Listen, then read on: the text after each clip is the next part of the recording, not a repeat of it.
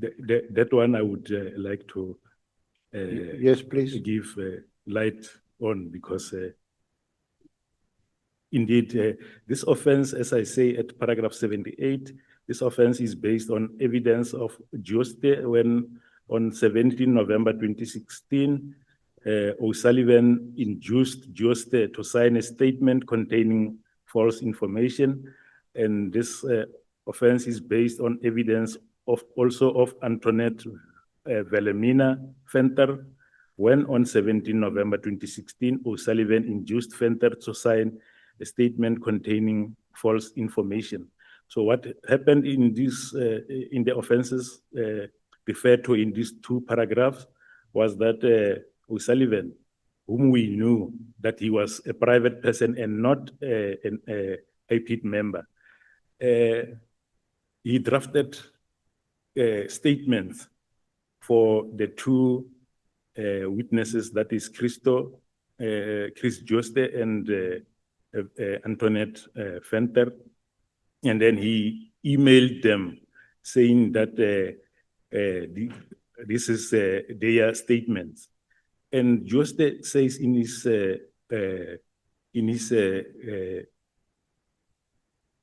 statement, witness statement, that Mr. O'Sullivan did not even interview him relating to that statement. And Antoinette Venter also says that she was not interviewed. That is why when they received that statement, which said that it was couched in a language that seemed that it is just an innocent draft that demanded that the witness can just look at the statement and amend where possible. But we knew that it was in contravention of the law, because firstly, they were not IPIT officers. They had no business with drafting witnesses for witnesses who are IPIT witnesses. Secondly, we knew that they acted with intention, because there is that issue where they had threatened General Phahlane that we are going to imprison you, we are going to take you to prison. And we knew that that was part of them taking Phahlane to prison. We knew that before these statements were sent to witnesses, there was intimidation, according to Chris Jooste. He was intimidated. So O'Sullivan, the inferences that can be made is that Mr. O'Sullivan, after intimidating Jooste, knew that he would cooperate to anything that he wanted. And then on paragraph 81 or 80, this offense is based on evidence of Jooste when on 18 November 2016, O'Sullivan induced Jooste to sign, paragraph 81. This offense is based on Annex MM4 commission, which is attached as MM4, when on 23 November 2016, Trent induced Jooste to withhold information from a police docket. So Trent sent a WhatsApp, and I will read it from MM4.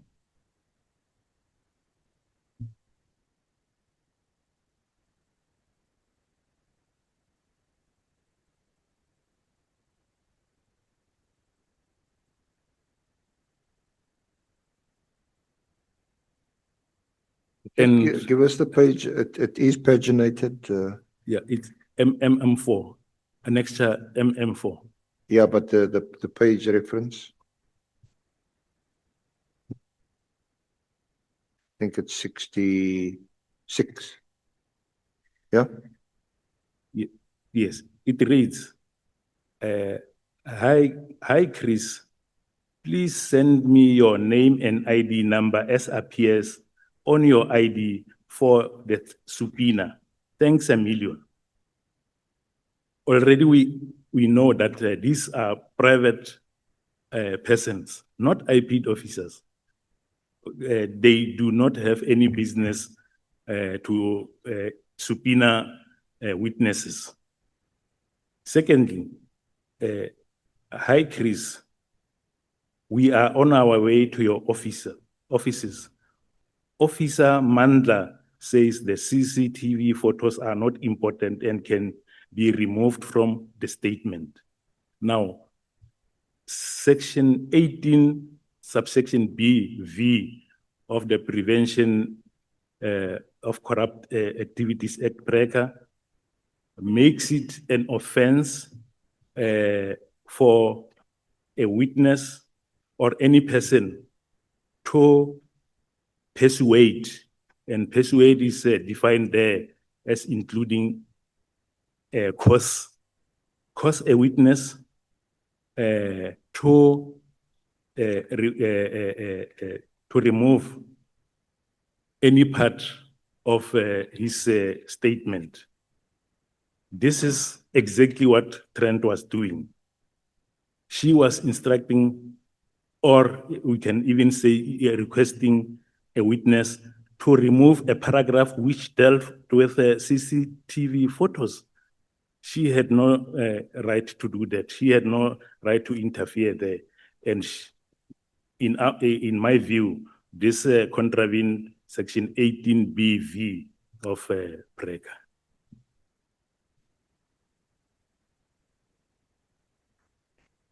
Okay, please pause a little, SC. Honorable Sangwani. Thank you very much. SC, I'm sorry for interrupting. Please do guide us, because this paragraph keeps, these paragraphs keep referring to false information.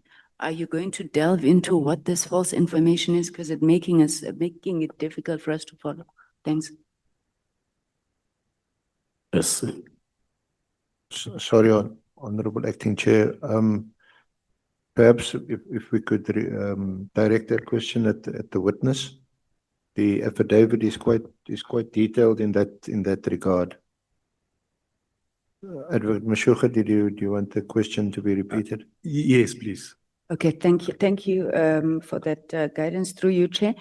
On paragraph 78, I think 78, 79, and 80, you indicate that I think it's Ms. Trent, Mr. O'Sullivan were inducing the witnesses, Mr. Euster and Ms.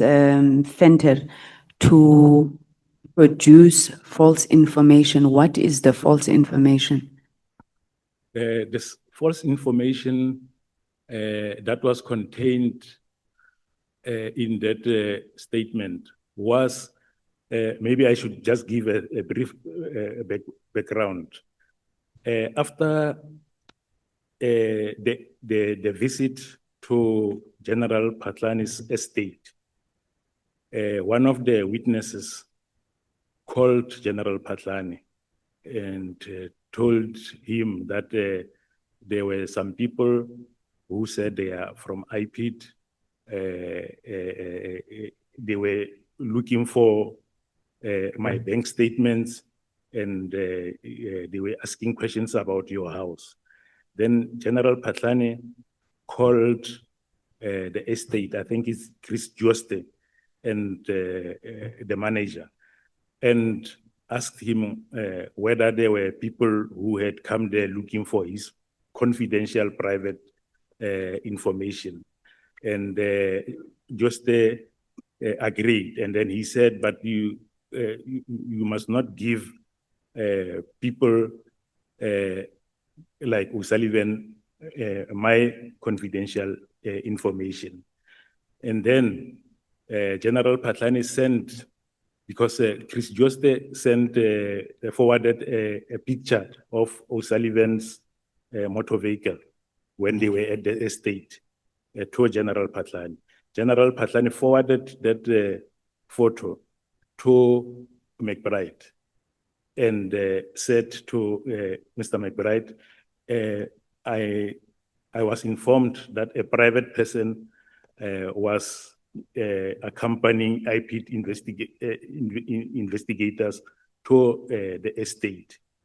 Here is the photo of the car. Ethical investigations are encouraged. After receiving that, it would appear that Mr. McBride then sent the information to Paul O'Sullivan. That is the reason why Paul O'Sullivan made these statements. That is the reason why a case of defeating the ends of justice was opened against the General Phahlane. So the false allegations there were those that were contained in that statement, which said that General Phahlane encouraged the witnesses not to cooperate with IPID investigators. You deal with it at paragraph 85, defeating the course of justice. Indeed so, Chairperson.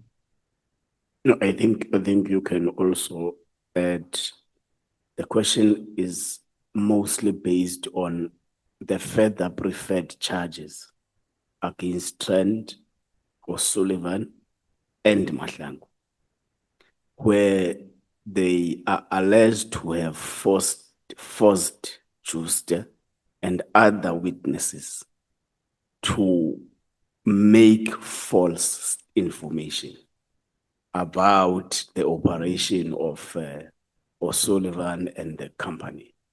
So I think the specific question that comes from Honorable Sangwan is that, what kind of information were they forced to make? What is it that they were told to say about Phahlane or the operation at the estate? No, this specific charge relates to the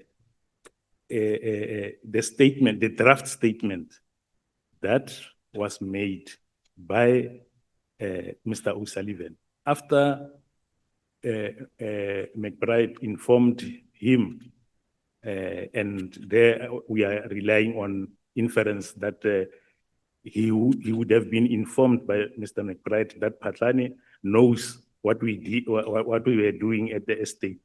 So O'Sullivan then drafted these two statements for Antoinette Velemina and Chris Juste.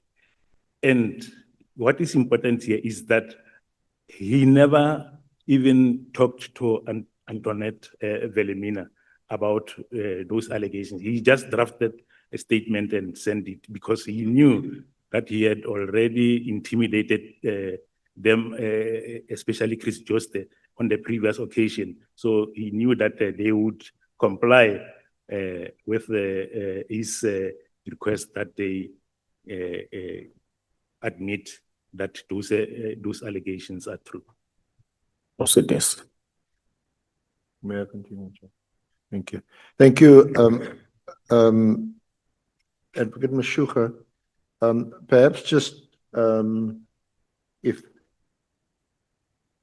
highlight or reference some of the paragraphs in your affidavit in relation to crime and injuria at paragraph 87, the charge of perjury at paragraph 89,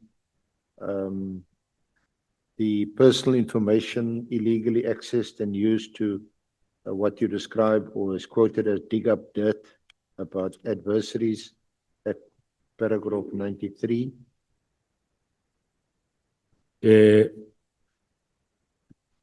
Chair, I refer there to exhibit MM6. It contains of 3 pages. In fact, 4.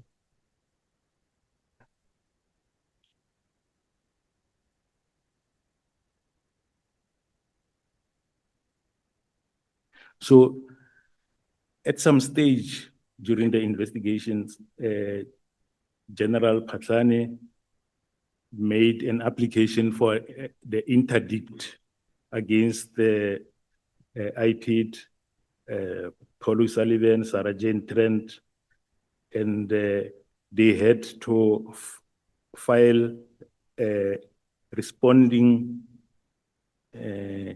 rather answering affidavits. Now, in those answering affidavits, they made certain false allegations. In fact, there was an answering affidavit, and the others, like O'Sullivan, McBride, and the others, just confirmed. So, And the annexure you referred to is M6, yes, it's and that's from pages 68 to 71, and the selected paragraphs in the answering affidavits. yes. One finds from paragraphs from page 69 through to 71. Yes. Now, MM6 stays there in paragraphs in page 73, paragraph 217. There is no blanket restriction against O'Sullivan. However, if he was not involved in the investigation of, Phahlane. He merely assisted in the preliminary stages by locating certain witnesses who could corroborate the allegations against him. But we knew that this is wrong, and this is false allegations that they are, or false information that they are including in a sworn statement. That is one of the reasons that we charged them with perjury. And also in paragraph 234 of the same affidavit, I also reference it there. It says,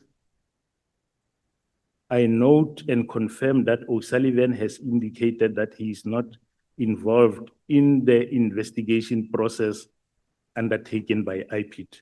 I mean, by now, we all know that O'Sullivan was deeply involved in the investigation process undertaken by IPID.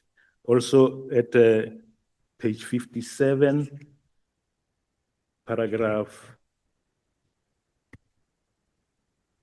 148, I confirm that from around 25 November 2016, O'Sullivan had no involvement in the investigation. We know, even from the downloads, that O'Sullivan and Sarah Jane Trent were involved in the investigation up until the 7th of February 2017, 3 days before Sarah Jane Trent was arrested. Now, this application brought by General Phahlane, that was not concluded. That didn't go through its conclusion, didn't go through the court. I do not know where it ended up, Chairperson. Okay. In fact, after this application was launched, they were arrested, brought to court.